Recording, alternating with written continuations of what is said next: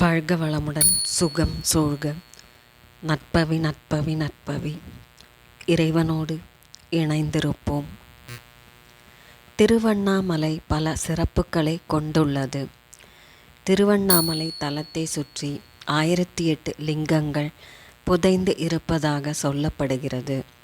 திருவண்ணாமலை ஈசனை மனதில் தினமும் நினைத்தால் நிச்சயம் முக்தி கிடைக்கும் என்று மார்க்கண்டேய முனிவரிடம் நந்தி பகவான் அருளியுள்ளார்.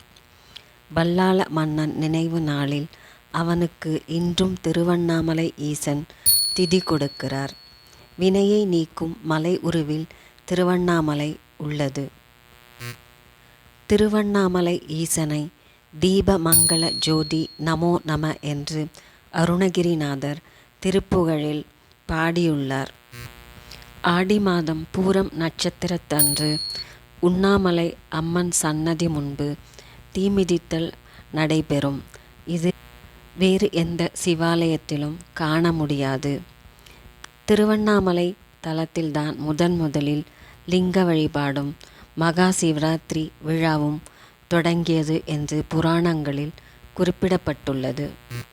திருவண்ணாமலை தலத்தில் தங்கத்தை கொண்டு சொர்ணபந்தம் செய்து லிங்கத்தை பிரதிஷ்டை செய்துள்ளனர்.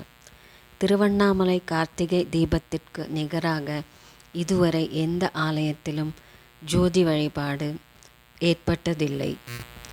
திருவண்ணாமலையில் ஏற்றப்படும் தீபம் அண்ட சராசரங்களுக்கும் தீபமாக கருதப்படுகிறது.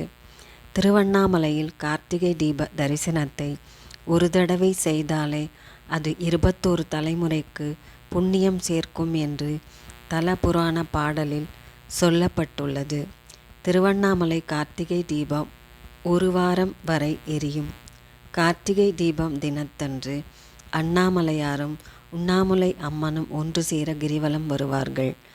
அவர்களுடன் பக்தர்களும் சேர்ந்து வருவது புண்ணியமாக கருதப்படுகிறது. திருவண்ணாமலையில் ஏற்றப்படும் தீபமானது உலகத்தையெல்லாம் இயக்குகின்ற பரம்பொருள் ஒன்றே என்பதையும் இறைவன் ஒருவனே என்ற தத்துவத்தையும் உணர்த்துகிறது.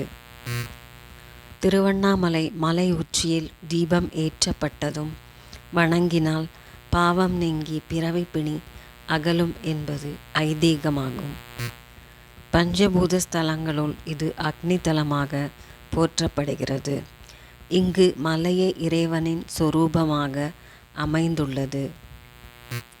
விஸ்வாமித்திரர், பதஞ்சலி, அகத்தியர், சனந்தனர் முதலானோர் வழிபட்ட லிங்கங்கள் இங்கு உள்ளன. ஓம் அண்ணாமலையாருக்கு அரோகரா. ஓம் உண்ணாமுலை அம்மனுக்கு அரோகரா.